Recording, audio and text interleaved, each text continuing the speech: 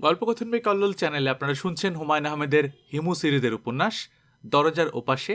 আজ চতুর্থ পর্ব। চা দিয়ে গেছে। ফুপা গম্ভীর মুখে চায়ে চুমুক দিচ্ছেন, মনে হচ্ছে ওষুধ খাচ্ছেন। অথচ চাটা ভালো হয়েছে। এসি লাগানো ঠান্ডা ঘরে বসে গরম চা খাওয়ার আনন্দই আলাদা।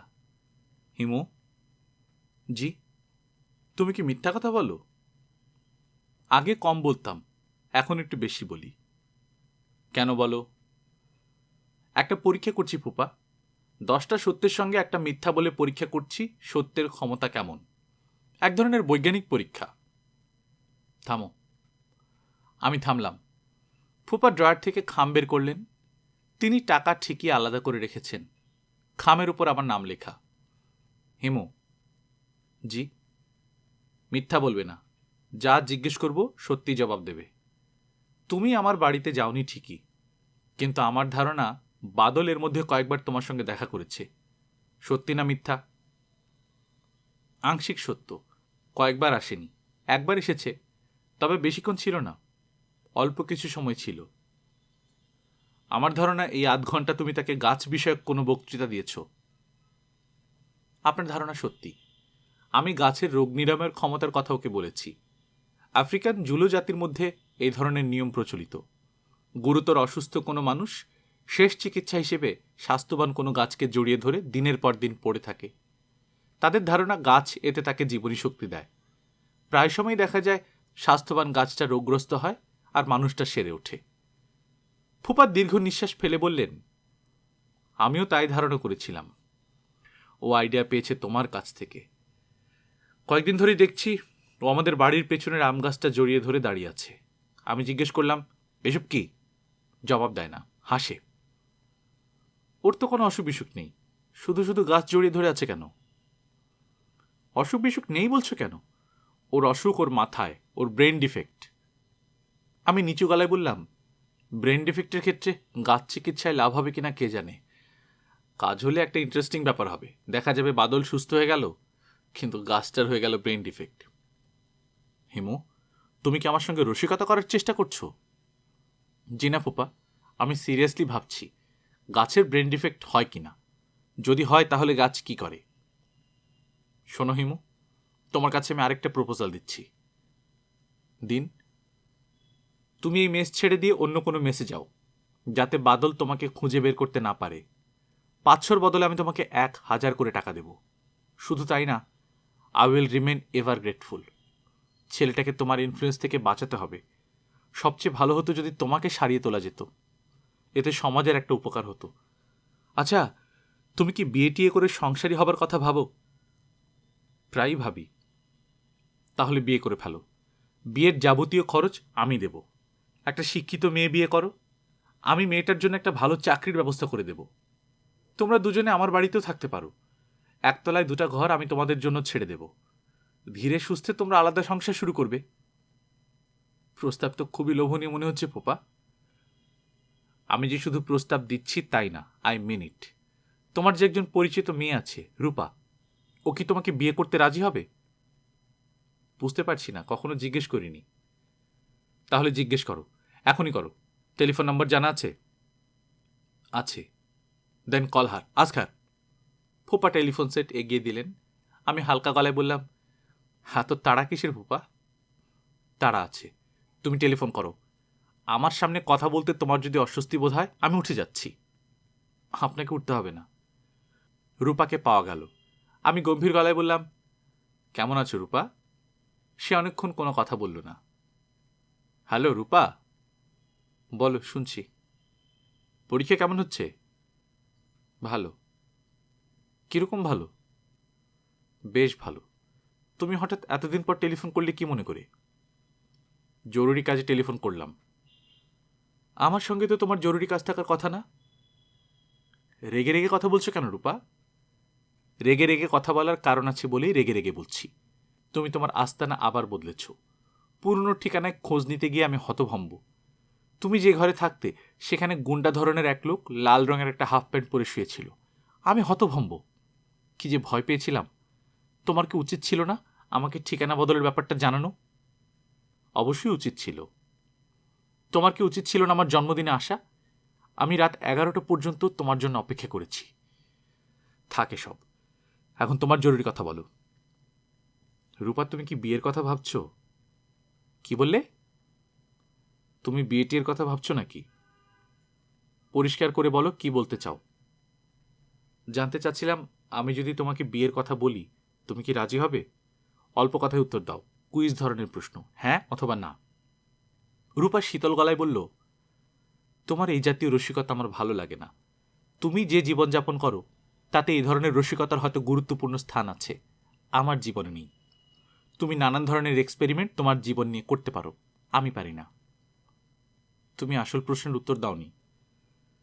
সত্যি যদি উত্তর চাও তাহলে বলছি, তুমি চাইলে আমি রাজি হব। আমি জানি তা হবে আমার জীবনের সবচেয়ে বড় ভুল, তারপরও রাজি হব। আমি যে রাজি হব তাও কিন্তু তোমার জানা। আচ্ছা রূপা, রাখি কেমন? টেলিফোন নামিয়ে আমি করুণ চোখে ফোপার দিকে তাকালাম। ফোপা বললেন, মেয়ে কি বলল? আমি দীর্ঘ নিঃশ্বাস ফেলে বললাম, হেসে ফেলল, এখনও বোধহয় হাসছে। আপনার কথায় টেলিফোন করতে গিয়ে আমি একটা লজ্জার মধ্যে পড়লাম। রূপা এমনভাবে হাসছে যেন পাগলের প্রলাপ শুনল। ফোপা, আজ উঠি? ফোপা ক্লান্ত গলায় বললেন, আজ তারিখ কত? আজ হলো আপনার 22শে চৈত্র। বাংলা তারিখ দিয়ে কি করবো, ইংরেজিটা বলো। এপ্রিলের 5 তারিখ। দিন তারিখ কি সব মুখস্থ থাকে? সব দিন থাকে না, আজকেরটা আছে। আজ পূর্ণিমা, প্রতিপাদে শুরু হবে। প্রতিপাদ ব্যাপারটা কি? ব্যাপারটা কি বলতে যাচ্ছিলাম তার আগেই ফোপা আমাকে থামিয়ে দিলেন। বিরক্ত মুখে বললেন, তুমি যাও, পূর্ণিমা দেখো গিয়ে, ভালো করে দেখো। আসলে অনেকদিন পূর্ণিমা দেখা হচ্ছে না। জ্যোৎস্না রাতে পথে বের হলেই পূর্ণিমা দেখা যায় না, তার জন্য দীর্ঘ প্রস্তুতি লাগে। পূর্ণিমা দেখতে হলে শরীর হালকা করতে হয়। সারাদিনে কখনো গুরুভোজন করা যাবে না, অল্প আহার, ফলমূল, দুধ। দিনে কখনো চোখ মেলা যাবে না। সূর্যালোক দেখা বা গায়ে রোদ লাগানো পুরোপুরি নিষিদ্ধ। চাঁদ আকাশের মাঝামাঝি পর্যন্ত উঠলে তবেই চোখ মেলা যাবে। তবে তার আগে বরফ শীতল পানিতে গোসল করে নিতে হবে। পূর্ণিমা দেখতে হবে বনে গিয়ে। আশেপাশে ইলেকট্রিকের আলো, কুপির আলো বা মোমের আলো কিছুই থাকবে না। জ্যোৎস্না দেখা যাবে, তবে চাঁদের দিকে একবারও তাকানো যাবে না। সঙ্গে দ্বিতীয় কোনো ব্যক্তি থাকতে পারবে না। এমন কঠিন নিয়মকানুনে এখনো জ্যোৎস্না দেখা হয়নি। তাছাড়া এভাবে জ্যোৎস্না দেখা দুর্বল চিত্তের মানুষের জন্য নিষিদ্ধ। এরা সৌন্দর্যের এই রূপ সহ্য করতে পারে না। প্রচণ্ড ভাবাবেশ হয়, যার ফল হয় সুদূর প্রসারী। জ্যোৎস্নার অলৌকিক জগতে একবার ঢুকে গেলে লৌকিক জগতে ফিরে আসা নাকি কখনোই সম্ভব হয় না। খুব শিগগিরই এক রাতে জ্যোৎস্না দেখতে যাব। এদিকের কাজটা একটু গুছিয়ে নিই, রফিকের সমস্যাটা মিটে যাক। মনে অশান্তি রেখে চন্দ্রস্নাত পৃথিবী দেখার নিয়ম নেই। বেল টিপতেই মোবারক হোসেন সাহেব নিজেই দরজা খুলে দিলেন। সহজ গলায় বললেন, এসো হিমু। যেন তিনি আমার জন্যই অপেক্ষা করছিলেন। সাধারণ মানুষ থেকে মন্ত্রী পর্যায়ে ওঠা খুব কঠিন, কিন্তু নেমে আসাটা অত্যন্ত সহজ। মোবারক সাহেবকে দেখে তাই মনে হচ্ছে। উনার পরনে সাদা লুঙ্গি, খালি গা, কাঁধে ভেজা গামছা। তিনি সহজ গলায় বললেন, শরীরটা তেতে আছে, ভিজে গামছা দিয়ে রাখলাম, এতে শরীর ঠান্ডা থাকে। কোনো খবর আছে হিমু? না, খবর নেই, আপনার খবর নিতে এসেছি। আমার খবর নেওয়ার জন্য তো বাড়িতে আসার দরকার পড়ে না। পত্রপত্রিকায় রোজই কিছু না কিছু বেরোচ্ছে। পত্রিকা পড়ো না? মাঝে মাঝে পড়ি। আমার খবর সব আপ টু ডেট জানো তো? কিছু কিছু জানি। ব্যাংক অ্যাকাউন্ট ফ্রিজ করা হয়েছে, এটা জানো? না। ব্যাংক অ্যাকাউন্ট ফ্রিজ করা হয়েছে। বুদ্ধিমান লোক মাঝে মাঝে প্রথম শ্রেণীর বোকার মতো কাজ করে। আমিও তাই করেছি। টাকা পয়সা অনেক ব্যাংকেই ছিল, ছিল আমার নিজের নামে। কিছু যে অন্যের নামে রাখা দরকার, কিছু ক্যাশ দরকার, এটা কখনো মনে হয়নি। আপনার ব্যাংকে কত টাকা আছে? জবাব দেওয়ার আগে মোবারক হোসেন সাহেব আমার দিকে কিছুক্ষণ এক দৃষ্টিতে তাকিয়ে থেকে বললেন, 5 কোটি টাকার মতো। আমরা ঠিক আগের মতো বারান্দায় বসলাম। মোবারক হোসেন সাহেব ইজি চেয়ারে শুয়ে মোড়ায় পা তুলে দিলেন। তিতলিকে ডেকে বললেন টক দই দিতে। হেমো, জি স্যার। 5 কোটি টাকা আছে জানার পরেও তুমি দেখি তেমন অবাক হওনি। 5 কোটি টাকা যে কত টাকা সে সম্পর্কে বোধহয় তোমার ধারণা নেই। অনেক টাকা তা বুঝতে পারছি। পারছো বলে মনে হয় না। অনেক তো বটেই। সেই অনেকটা কত অনেক তা কি জানো? 5 কোটি টাকা দিয়ে কি করা যায় বলো তো? 5 কোটি দেশলাই কেনা যায়। একটা দেশলাইয়ের দাম 1 টাকা। তবে একসঙ্গে এত টাকার দেশলাই কিনলে কিছুটা বোধহয় সস্তায় দেবে। 8 আনা পিস পাওয়া যেতে পারে। তাহলে 10 কোটি দেশলাই পাওয়া যাবে। এই জীবনে আর দেশলাই কিনতে হবে না। তুমি ব্যাপারটাকে ফানি সাইডে নিয়ে যাওয়ার চেষ্টা করছো। ফানি সাইডে নেবার দরকার নেই। 5 কোটি টাকা যে কি পরিমাণ টাকা আমি অন্যভাবে তোমাকে ধারণা দিই। ধরো তুমি টাকাটা যদি শুধু ব্যাংকে রেখে দাও, তাহলে কি হবে? 15% রেটে ইন্টারেস্ট কত আসে? মনে মনে হিসেব করতে পারো। 55, 5 টাইমস 15 ডিভাইডেড বাই। আমি তাকিয়ে আছি। মোবারক হোসেন সাহেব চোখ বন্ধ করে হিসেব করে যাচ্ছেন। তিতলি যখন এসে বলল, বাবা দই নাও, তখন বিরক্ত মুখে চোখ মেললেন। তার হিসাবে গণ্ডগোল হয়েছে। অসময়ে আসার জন্য তিনি মেয়ের দিকে রাগী চোখে তাকিয়ে আছেন। তিতলি বলল, বাবা আমি কি তোমাদের সঙ্গে বসবো? আমাদের সঙ্গে বসার দরকার কি? বারান্দায় চা দিতে বলেছি, এই জন্যই বসতে চাচ্ছি। সে আমার মুখোমুখি চেয়ার টেনে বসল। বাবাকে সম্পূর্ণ অগ্রাহ্য করে আমাকে বলল, ভাইয়ার কোনো খোঁজ পেয়েছেন? না। খোঁজার চেষ্টা করেছেন? না, তাও করিনি। এই সত্যি কথাটি যে বললেন তার জন্য আপনাকে ধন্যবাদ। এসেছেন কি জন্যে? আমাদের দুর্দশা দেখতে? আমি সহজ গলায় বললাম, আমি আসলে একটা সুপারিশ নিয়ে এসেছি। একজনের চাকরি বিষয়ে একটা সুপারিশ। আমার এক বন্ধুর চাকরি চলে গেছে।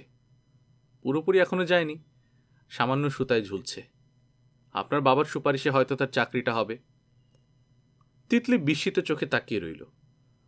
মোবারক হোসেন সাহেব কৌতূহলী গালে বললেন, তুমি কি সত্যি সুপারিশ নিতে এসেছ?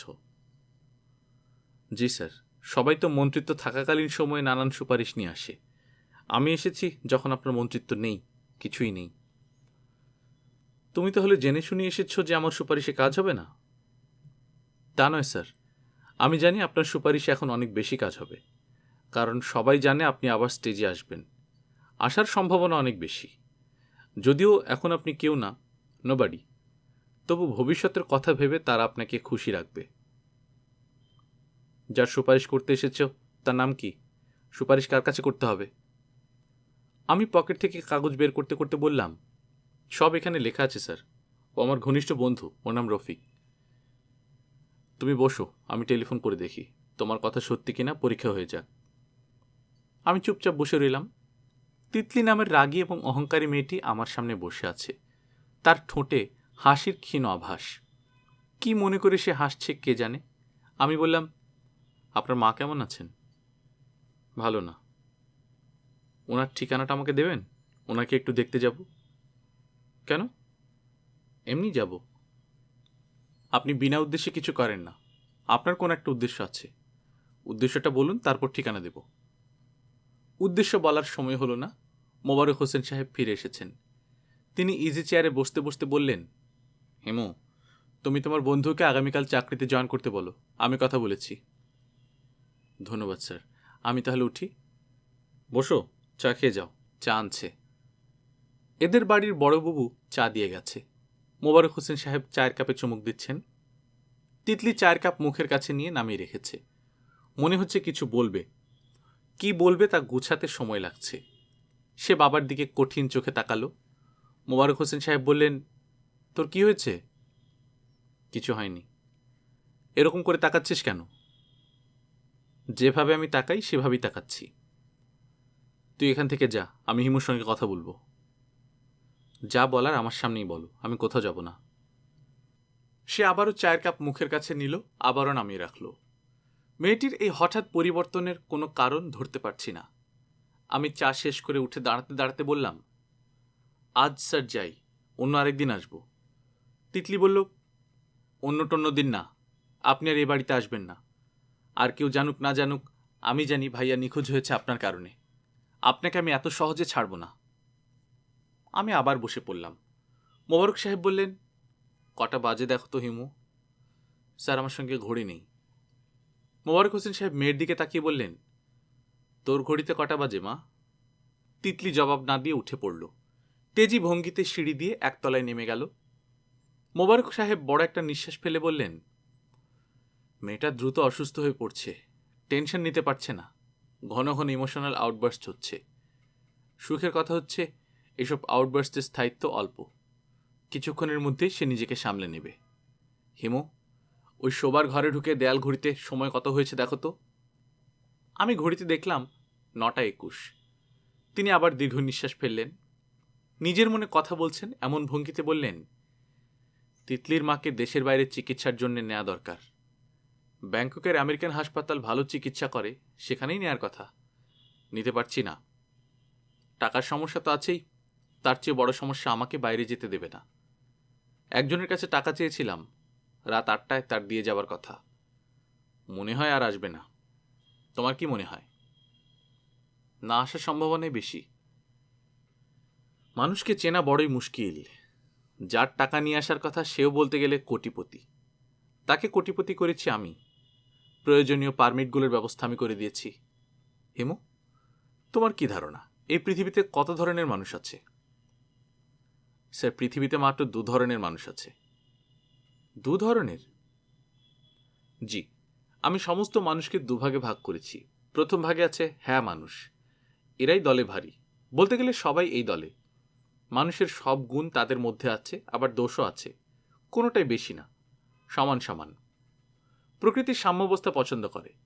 একটা পরমাণুর কথাই ধরুন না কেন, পরমাণুতে নেগেটিভ চার্জের যতগুলি ইলেকট্রন আছে, পজিটিভ চার্জের ঠিক ততগুলি প্রোটন আছে। হ্যাঁ মানুষগুলি পরমাণুর মতো। আর দ্বিতীয় দলে আছে না মানুষ। মানুষের কোনো কিছুই তাদের মধ্যে নেই, তারা শুধু দেখতেই মানুষের মতো। আসলে এরা পিশাচ ধরনের। প্রকৃতির সাম্যাবস্থা নীতি এদের মধ্যে কাজ করে না। এদের মধ্যে কোনো রকম মমতা নেই। একটা খুন করে এসে হাত মুখ ধুয়ে ভাত খাবে, পান খাবে, সিগারেট টানতে টানতে 2-একটা মজার গল্প করে ঘুমোতে যাবে। তাদের ঘুমের কোনো সমস্যা হবে না, কারণ না মানুষরা সাধারণত স্বপ্ন দেখে না, আর দেখলেও দুঃস্বপ্ন কখনো দেখে না। এই জাতীয় মানুষ তুমি দেখেছো? জি, দেখেছি। এই জাতীয় মানুষদের সঙ্গে আমি অনেকদিন ছিলাম। আমার মামারা সবাই এই জাতীয় মানুষ। বলো কি? আমার বড় মামা নিজে খুন হয়েছিলেন। কিছু লোকজন মাছ মারার বড় থোড় দিয়ে তাকে এফোড় ওফোড় করে ফেলেছিল। এই অবস্থাতে তিনি ম্যাজিস্ট্রেটের কাছে ডেথ বেড কনফেশন করে 4 জন নির্দোষ মানুষকে ফাঁসিয়ে দিয়ে গেলেন। বললেন এরাই তাকে মেরেছে। ডেথ বেড কনফেশনের কারণে ওই 4 জনের যাবজ্জীবন হয়ে গেছে। আশ্চর্য। আমার মেজো মামা গোটা 5 খুন করেছেন, অতি ধুরন্ধর ব্যক্তি। তাকে কেউ ফাঁসাতে পারেনি। বহাল তবিয়তে এখনো বেঁচে আছেন। 70-এর ওপর বয়স, চোখে দেখতে পান না। কেউ কাছে গিয়ে বসলে খুনের গল্প করেন। এই গল্প বলতে পারলে খুব আনন্দ পান। তার কাছ থেকে শুনেছি মানুষ জবে করলে কণ্ঠনালী দিয়ে ফুস করে গরম বাতাস বের হয়। চুপ করো।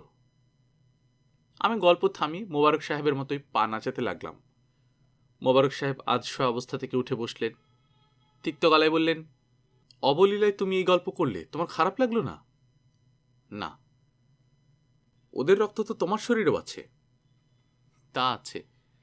আমার বাবা দেখে শুনে ওই পরিবারেই বিয়ে করেছিলেন, যাতে আমি মায়ের দিক থেকে 23টি ভয়াবহ ক্রোমোজোম নিয়ে আসতে পারি। আনতে পেরেছ? ঠিক ধরতে পারছি না। না মানুষদের কথা শুনলাম। সাধু সন্ন্যাসীরা কোন শ্রেণীর? যারা মহাপুরুষ, তাদের দলটা কি? তারাও না মানুষ। পিশাচ এবং মহাপুরুষ সবাই এক দলে। এরা মানুষ নন।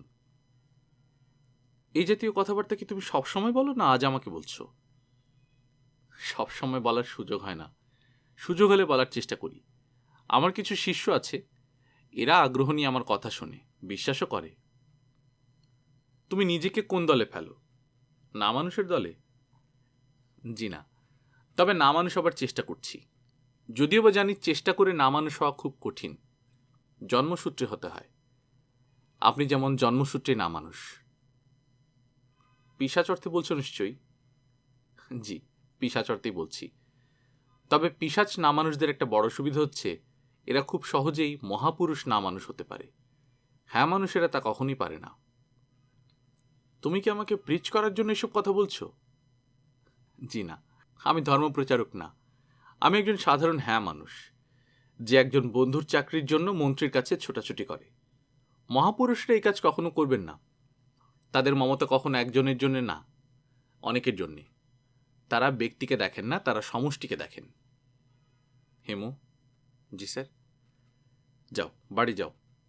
একটা কথা তোমাকে বলি, তুমি অতিশয় ধুরন্ধর ব্যক্তি, সুচ হয়ে ঢোকার চেষ্টায় আছো। আমার ব্যাপারে এই চেষ্টা করবে না। শিষ্য হবার বয়স আমার না। এই বয়সে তোমার শিষ্য হব এরকম মনে করার কোনো কারণ ঘটেনি। আল্লাহ, খোদা, পাপ, পুণ্য এসব নিয়ে আমি কোনোদিনই মাথা ঘামাইনি, আর ভবিষ্যতেও ঘামাবো না। যাবার আগে আরেকটি কথা শুনে যাও। তুমি যে কাজে এসেছিলে সে কাজ হয়ে গেছে, বন্ধুর চাকরি হয়েছে, কাজে এই বাড়িতে আর আসবে না। জি আচ্ছা স্যার। জহিরের যদি কোনো খোঁজ পাই তাহলে কি আসবো? না, তাহলেও আসবে না। ভালো কথা।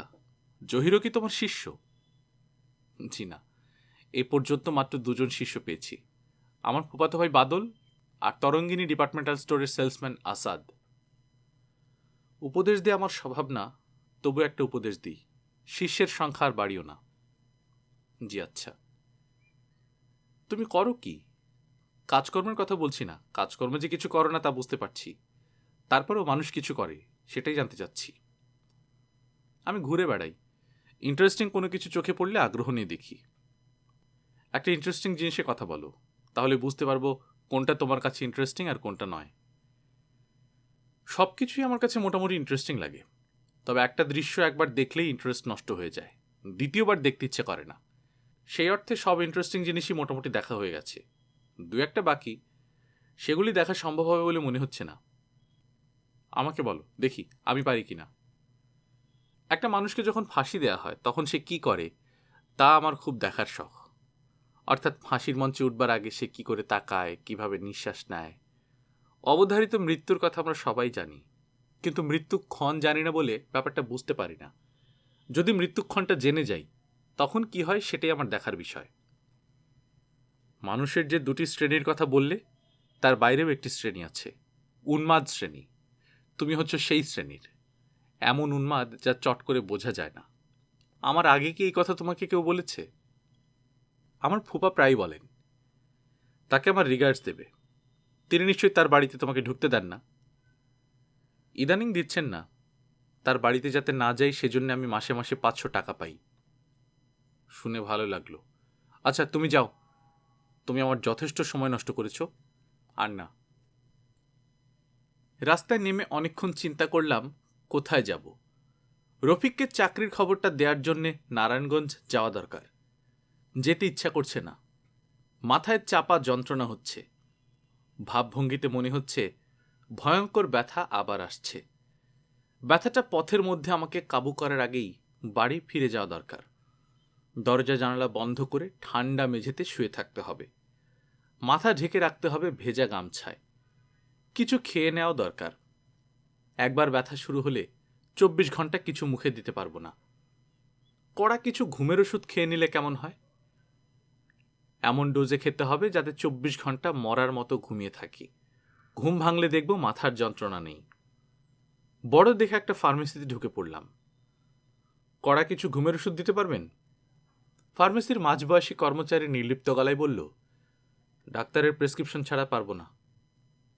ডাক্তার এখন কোথায় পাবো বলুন? বিরাট সমস্যা। আমার এক ছোট ভাই আছে, মেন্টাল কেস।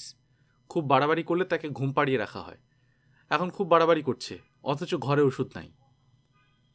ওনার প্রেসক্রিপশনটা নিয়ে আসেন। ছুটে বের হয়ে এসেছি, প্রেসক্রিপশনের কথা মনে ছিল না ভাই। কি যে যন্ত্রণা করছে, লম্বা লাঠি নিয়ে সবাইকে তাড়া করছে। এই সময় কি আর প্রেসক্রিপশনের কথা মনে থাকে? তাকে কোন ওষুধ দেওয়া হয় এটা জানা দরকার না? এতদিন ফার্মেসি চালাচ্ছেন, আপনি কি ডাক্তারের চেয়ে কম জানেন নাকি? এমন একটা কিছু দিন যাতে 24 ঘন্টা ঘুমিয়ে থাকে। হিপনল নিয়ে যান, 10 মিলিগ্রামের 4টা ট্যাবলেট খাইয়ে দেন, 24 ঘন্টা নড়াচড়া করবে না। মরে যাবে না তো? আরে না, মানুষ মরা কি এত সহজ? খাওয়ার কতক্ষণ পর অ্যাকশন হয়? আধ ঘন্টার মধ্যে অ্যাকশন শুরু হবে। দিন তাহলে 4টা হিপনল। 4টা হিপনল ফার্মেসির কর্মচারীর সামনেই মুখে দিয়ে গিলে ফেললাম। হাসি মুখে বললাম, 1 গ্লাস পানি দিন, মুখ তিতা তিতা লাগছে। ভদ্রলোক কোনো উচ্চবাচ্য করলেন না, তার চোখ অবশ্যই বড় বড় হয়ে গেল। পানি এনে দিলেন। আমি এক চুমুকে পানি খেয়ে হাই তুলতে তুলতে বললাম, একটা টেলিফোন করব, টেলিফোনটা দিন। ভয় নেই, কল পিছু 5 করে টাকা দেব। আমার বন্ধুকে একটা খবর দিতে হবে, ওর চাকরি হয়েছে সেই খবর। অবশ্যই বন্ধুর বাড়িতে টেলিফোন নেই, ওদের পাশের বাসায় একটা টেলিফোন আছে। অন রিকোয়েস্ট, অর্থাৎ বিনীত গলায় বললে ওরা ডেকে দেয়। টেলিফোন তালা বন্ধ। তালা বন্ধ থাকলে খোলবার ব্যবস্থা করুন। যত তাড়াতাড়ি করবেন ততই ভালো। বেশি দেরি হলে আপনার দোকানে ঘুমিয়ে পড়ব। আমার হার্ট খুবই দুর্বল। যে কড়া ঘুমের ওষুধ খাইয়েছেন, এখানেই ভালো মন্দ কিছু হয়ে যেতে পারে। তখন আপনি বিপদে পড়বেন। ডাক্তারের প্রেসক্রিপশন ছাড়া ওষুধ দিয়েছেন। ভদ্রলোক শঙ্কিত ভঙ্গিতে টেলিফোন বের করে দিলেন। তালাও খোলা হলো। আমি ডায়াল করতে করতে বললাম, মিথ্যা বলবেন না ভাই। ছোটোখাটো মিথ্যা বলতে বলতে পরে অভ্যাস হয়ে যাবে। একদিন দেখবেন ক্রমাগত মিথ্যা বলছেন। এই যে নাম্বারটা ডায়াল করছি, ওদের যখন বলবো পাশের বাসার রফিককে একটু ডেকে দিন, ওরা বলবে এখন সম্ভব হবে না, বাসায় কাজের লোক নেই। ওরা একটা মিথ্যা কথা বলবে, যে কারণে ওদেরকে রাজি করানোর জন্য আমাকে একটা মিথ্যা কথা বলতে হবে। মিথ্যা নিয়ে আসে মিথ্যা, আর সত্য জন্ম দেয় সত্যের। বুঝতে পারছেন তো ভাই সাহেব? Hello hello. ওপাশ থেকে অল্প বয়সী মেয়ের গলা পাওয়া গেল, ঋণ ঋণে মিষ্টি গলা। আপনি কাকে চাচ্ছেন? তোমাদের পাশের বাড়ির রফিককে, যার মা মারা গেছে। ওনাকে তো এখন ডাকা যাবে না, আমাদের বাসায় এখন কাজের লোক নেই। কাজের লোক কখন আসবে? অর্থাৎ কখন টেলিফোন করলে রফিককে ডেকে দেয়া যাবে? আমাদের কাজের লোক তো ছুটিতে দেশে গেছে, কবে আসবে কে জানে। তাহলে তো তোমাদের খুব সমস্যা হলো। আপনি কে? আমি একজন অকাজের লোক। শোনো খুকি, এই বয়সেই মিথ্যা কথা বলা শুরু করেছো কেন? রফিককে ডাকা যাবে না, এটা সরাসরি বলে দিলেই ঝামেলা চুকে যায়। মাঝখান থেকে মিথ্যা করে কাজের লোকের কথা বলছো। আমি তো মিথ্যা বলছি না। বেশ, ধরে নিলাম মিথ্যা বলছো না। সত্যি তোমাদের বাসায় কাজের লোক নেই। তাহলেও তো তুমি চট করে থেকে খবরটা দিতে পারো না? না, পারি না, কারণ আমার চিকেন পক্স।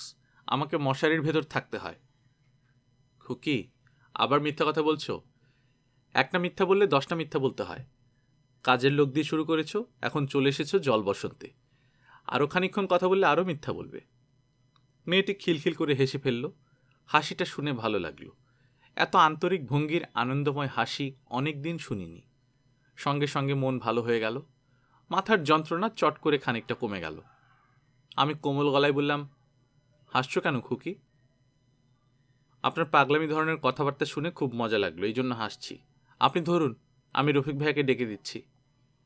মেয়েটি আরও কিছুক্ষণ হাসলো। হাসতে হাসতে বলল, আমাকে খুকি খুকি করছেন, এই জন্য খুব মজা লাগলো।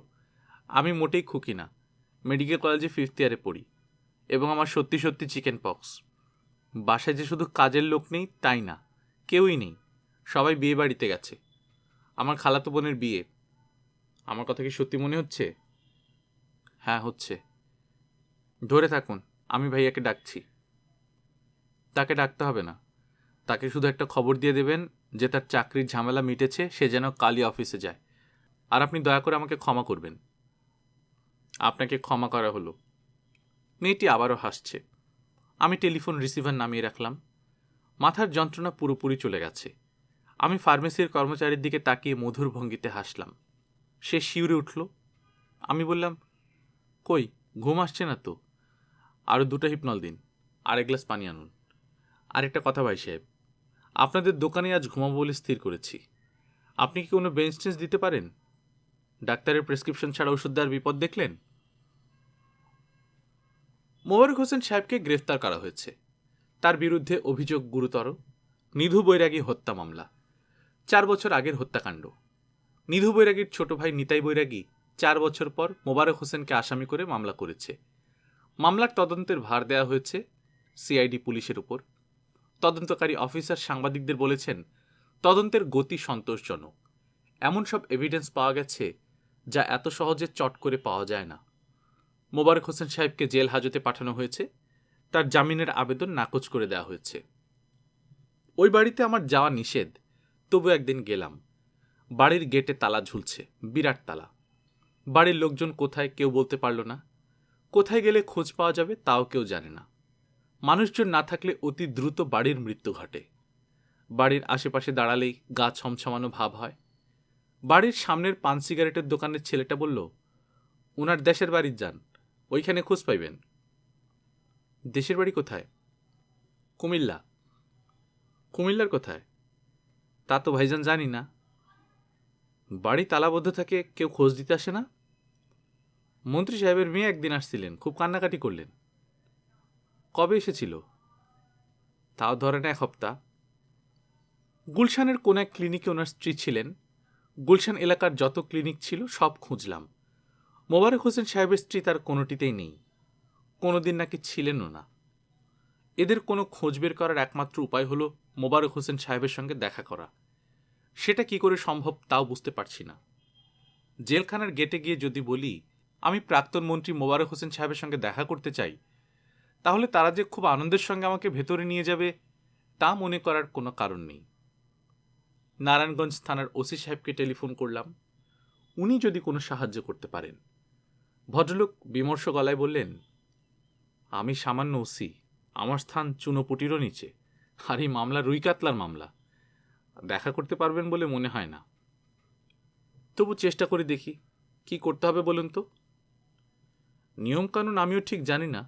ডিআইজি প্রিজনকে অ্যাড্রেস করে দরখাস্ত করতে হবে। কেন দেখা করতে চান, আসামির সঙ্গে আপনার সম্পর্ক কি, সব থাকতে হবে দরখাস্তে। আমি খোঁজখবর করে একটা দরখাস্ত না হয় আপনার জবানিতে লিখে নিয়ে আসি। এত কষ্ট আপনি করবেন?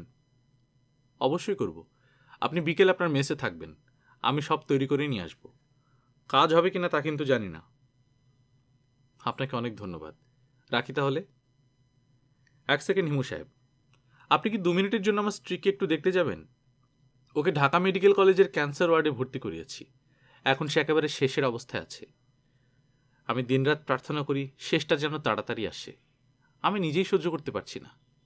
হিমু সাহেব, ভাই যাবেন? আমি আমার স্ত্রীকে আপনার কথা বলেছি। আসুন, একসঙ্গে যাব। ও এখন কথা বলতে পারে না, কিছু জিজ্ঞেস করলে লিখে জবাব দেয়। আমি ওনাকে কি বলবো? আপনাকে কিছু বলতে হবে না, আপনি পাশে কিছুক্ষণ থাকলেই ওর ভালো লাগবে। আপনার সম্পর্কে আমি ওকে বলেছি। কি বলেছেন? তেমন কিছু না, বলেছি আপনি সাধক প্রকৃতির, আপনি পাশে দাঁড়ালেই ও সাহস পাবে। অন্য একটা জগতে যাত্রা, সে যাচ্ছেও একা একা, খুব ভয় পাচ্ছে। ওসি সাহেবের গলা ধরে এলো, কথা জড়িয়ে এলো। আমি শান্ত স্বরে বললাম, ওসি সাহেব, আপনি কাঁদছেন নাকি? ভদ্রলোক সঙ্গে সঙ্গে স্বাভাবিক গলায় বললেন, কাঁদছি না, আমরা পুলিশ, এত সহজে কাঁদলে কি আমাদের চলে? ভদ্রমহিলা বোধহয় ঘুমুচ্ছিলেন। ওসি সাহেবকে নিয়ে পাশে গিয়ে দাঁড়াতেই তার ঘুম ভাঙল। ভদ্রমহিলা এককালে রূপবতী ছিলেন কি ছিলেন না, আজ তার কিছুই বোঝার উপায় নেই।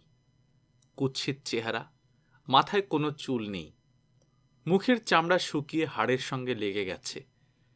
একটা জীবন্ত মানুষ পড়ে আছে নোংরা শুকনো মাংসের দলার মতো। প্রকৃতির সব কিছু কেড়ে নিয়েছে। কি ভয়াবহ নিষ্ঠুরতা! কিন্তু সব কি নিতে পেরেছে? আমি ভদ্রমহিলার চোখের দিকে তাকিয়ে চমকে গেলাম। কি সুন্দর চোখ! শুধু পৃথিবীর নয়, অনন্ত নক্ষত্রবীথির সমগ্র সৌন্দর্য এই 2 চোখে ছায়া ফেলেছে। এত সুন্দর চোখ কোনো মানবীর হতে পারে না। আমি তার চোখের দিকে তাকিয়ে হাসি মুখে বললাম, রানু আপা, কেমন আছেন? ভদ্রমহিলা একটু চমকালেন, তারপর স্বাভাবিক হয়ে গেলেন। তিনি হাসলেন। তার সেই হাসি মুখে ধরা পড়ল না, চোখে ধরা পড়ল। ঝিকমিক করে উঠল চোখ। আমি বললাম, রানু আপা, আপনার চোখ এত সুন্দর কেন বলুন তো? এত সুন্দর চোখ মানুষের থাকা উচিত না, এটা অন্যায়। ভদ্রমহিলা বালিশের নিচ থেকে হাতড়ে হাতড়ে নোটবই বের করলেন, পেন্সিল বের করলেন, অনেক সময় নিয়ে কি যেন লিখলেন, বাড়িয়ে দিলেন সেই লেখা। অস্পষ্ট হাতের লেখায় তিনি লিখেছেন, কেমন আছো ভাই? আমি বললাম, আমি ভালো আছি, আপনিও কিন্তু ভালো আছেন। আমি আপনার চোখ দেখেই বুঝতে পারছি শারীরিক কষ্ট আপনি জয় করেছেন। তিনি আবার নোটবই হাতে নিলেন। আমি বললাম, আপা, আপনাকে কিছু বলতে হবে না, আপনার চোখের দিকে তাকিয়েই আমি আপনার কথা বুঝতে পারছি। আমার কথা বিশ্বাস হচ্ছে না? আপনি চাচ্ছেন আমি যেন আপনার কপালে হাত রেখে একটু প্রার্থনা করি, কি ঠিক বললাম না? আমি আপনার কপালে হাত রাখছি, প্রার্থনা কিন্তু করব না আপা, প্রার্থনার আপনার প্রয়োজন নেই। তার চোখ ভিজে উঠল, বাঁ চোখ থেকে এক ফোঁটা অশ্রু গড়িয়ে পড়তে গিয়েও পড়ছে না। দীর্ঘ আখি পল্লবের কোনায় মুক্তার মতো জমে আছে। আমি বিস্মিত হয়ে লক্ষ্য করলাম, এই মহিলার চোখের ভাষা আমি সত্যি সত্যি পড়তে পারছি। ঈশ্বর তার মুখের ভাষা কেড়ে নিয়ে আবার ফিরিয়ে দিয়েছেন চোখে। ভদ্রমহিলার চোখ খুব সুন্দর করে আমাকে বলল, ভাই, আমি সারাক্ষণ একা থাকি, এটাই আমার কষ্ট, অন্য কোনো কষ্ট নেই। তুমি কি জানো আমি যেখানে যাচ্ছি সেখানেও কি আমাকে একা থাকতে হবে? আমি নিচু গলায় বললাম, আপা, আমি জানি না, আমি আসলে কিছুই জানি না। জানার জন্য এর কাছে তার কাছে যাই, তারাও জানে না। আপনি যদি কিছু জানেন আমাকে জানিয়ে যান। তিনি হাসলেন, তার চোখ ঝিকমিক করে উঠল। ওসি সাহেব বললেন, হিমু ভাই, আসুন আমরা যাই। ওসি সাহেবের চোখ ভেজা, কিন্তু গলার স্বর স্বাভাবিক। হাসপাতালের বাইরে এসে আমি বললাম, আপনি কি আপনার স্ত্রীর চোখের ভাষা পড়তে পারেন? আগে পারতাম না, কিছুদিন হলো পারছি। আগে ভাবতাম মনের ভুল, উইশফুল থিঙ্কিং। এখন বুঝছি মনের ভুল নয়, চোখ দিয়ে মানুষ আসলেই কথা বলতে পারে। হিমু সাহেব। জি। অনেকদিন আপনার সঙ্গে দেখা হবে না। আমাকে বদলি করা হয়েছে চিটাগাং হিল ট্রাক্টে। আমি আমার স্ত্রীর মৃত্যুর জন্য অপেক্ষা করছি। ও মারা যাবার পরপরই চলে যাব। যদি কোনোদিন পাহাড় জঙ্গল দেখতে ইচ্ছে করে, আসবেন আমার কাছে। আমার মনে থাকবে। আপনার কাগজপত্র সব তৈরি করে এনেছি। আপনার নাম সই করে আমার কাছে দিন, আমি জমা দিয়ে দেব। তবে আমার মনে হচ্ছে লাভ হবে না। চেষ্টা করে দেখি। দেখুন, চেষ্টা করে দেখুন। কিছু হবে না জেনেও তো আমরা চেষ্টা করি। আপনি কি আবার হাসপাতালে যাবেন? জি না, বাসায় চলে যাব। দুটো ছোট ছোট বাচ্চা বাসায়। পুলিশের ছেলে মেয়ে হওয়া সত্ত্বেও ওরা অসম্ভব ভীতু। তারা মাকে দেখতে আসতে চায় না? চায়, আমি আনি না। আপনার কি মনে হয় আনা উচিত? ওদের যদি আসতে ইচ্ছা করে অবশ্যই আনা উচিত। চলুন ওসি সাহেব, কোন একটা রেস্টুরেন্টে বসে এক কাপ চা খাই, চলুন। কিছুদের এগোতেই রেস্টুরেন্ট পাওয়া গেল। চা খাওয়া হলো নিঃশব্দে। আমি কাগজপত্রে সই করে দিলাম। বেশ কয়েকটা দরখাস্ত, একটা পাবলিক প্রসিকিউটরের কাছে, একটা ডিআইজি প্রিজনের কাছে, একটা মোবারক হোসেন সাহেবের উকিলের কাছে। তিনি কাগজপত্র ব্যাগে রাখতে রাখতে বললেন, হেমু সাহেব, আজ উঠি। আমি বললাম, চলুন আপনাকে খানিকটা এগিয়ে দিয়ে আসি। এগিয়ে দিতে হবে না, আপনি আমার জন্য অনেক করেছেন। তিনি দ্রুত পা ফেলে অদৃশ্য হয়ে গেলেন। দরখাস্তে কোনো লাভ হলো না, অনুমতি পাওয়া গেল না। জেলখানা, পুলিশ, কোর্ট কাচারি এইসব বিশেষজ্ঞ হচ্ছে আমার ছোট মামা। ছোট মামাকে চিঠি লিখলাম। চিঠি পাঠাবার তৃতীয় দিনের দিন তিনি চলে এলেন। আসবেন জানতাম। আমার প্রতি মামাদের ভালোবাসা সীমাহীন। একটা হ্যান্ডব্যাগ, একটা ছাতা, বগলে ভাঁজ করা কম্বল নিয়ে রাত দুপুরে মামা উপস্থিত। এমনভাবে দরজা ধাক্কাচ্ছেন যেন ভেঙে ফেলবেন। মেসের অর্ধেক লোক জেগে গেল। আমি হন্তদন্ত হয়ে দরজা খুললাম। ছোট মামা ঘরে ঢুকতে ঢুকতে বললেন, বিষয় কি রে? আমি খুবই চিন্তাগ্রস্ত। বাড়িতে বিরাট যন্ত্রণা, না বললে বুঝবি না। তারপরেও তোর চিঠি পেয়ে স্থির থাকতে পারলাম না। শরীর ভালো? জি ভালো। কই কদমবসি তো করলি না? আমি কদমবসি করলাম। মামা খুশি খুশি গলায় বললেন, থাক থাক, লাগবে না, আল্লাহ বাঁচায় রাখুক। তোর গায়ের রংটা ময়লা হয়ে গেছে, রোদে ঘোরাঘুরি এখনো ছাড়লি না। হাত মুখ ধোন মামা। হাত মুখ আর ধোবো না, একেবারে গোসল করে ফেলবো। ঘরে জায়নামাজ আছে? নামাজ কাজা হয়ে গেছে, কাজা আদায় করতে হবে। নামাজ শেষ করে তোর বিষয় কি শুনবো। ঝামেলা বাঁধিয়েছিস? পুলিশি ঝামেলা? মামার মুখ আনন্দে উজ্জ্বল হয়ে গেল। হাসি মুখে বললেন, কোনো চিন্তা করিস না, পুলিশ কোনো ব্যাপারই না। আমরা তো বেঁচে আছি, এখনো মরি নাই। তোর চিঠি পড়েই বুকের মধ্যে ধক করে উঠল। চিঠি পেলাম একটায়, 4টায় গাড়ি ধরলাম। তোর মামি চিল্লাচিল্লি করতেছিল, দিলাম ধমক। মেয়ে ছেলে অবস্থার গুরুত্ব বোঝে না। তাকে বললাম, অবস্থা সিরিয়াস না হলে হিমু চিঠি লেখে? সে কি চিঠি লেখার লোক? মামা গোসল করে জায়নামাজে বসে গেলেন। দীর্ঘ সময় লাগলো নামাজ শেষ করতে। তার চেহারা হয়েছে সুফি সাধকের মতো, ধবধবে সাদা, লম্বা দাড়ি। মোনাজাত করার সময় টপ টপ করে তার চোখ দিয়ে পানি পড়তে লাগলো। আমি অবাক হয়ে এই দৃশ্য দেখলাম। তারপর বল, কি ব্যাপার? একজন লোক জেলখানায় আছে মামা, ওর সঙ্গে দেখা করা দরকার। দেখা করার কায়দা পাচ্ছি না। দরখাস্ত করেছি, লাভ হয়নি। খুনের আসামি? 312 ধারা? কোন ধারা তা জানি না, তবে খুনের আসামি। এটা তো কোনো ব্যাপারই না, টাকা খাওয়াতে হবে। এই দেশে এমন কোনো জিনিস নাই যা টাকায় হয় না। টাকা তো মামা আমার নেই। টাকার চিন্তা তোকে করতে বলছি নাকি? আমরা আছি কি জন্যে? মরে তো যায় নাই। টাকা সাথে নিয়ে আসছি, দরকার হলে জমি বেচে দেব। খুনের মামলাটা কীরকম বল শুনি। আসামি ছাড়া আনতে হবে? তুমি পারবে না মামা, তোমার ক্ষমতার বাইরে। আগে বল, তারপর বুঝবো পারবো কি পারবো না। টাকা থাকলে এই দেশে খুন কোনো ব্যাপারই না। 1 লাখ টাকা থাকলে 2টা খুন করা যায়। প্রতি খুনে খরচ হয় 50,000। পলিটিক্যাল লোক হলে কিছু বেশি লাগে।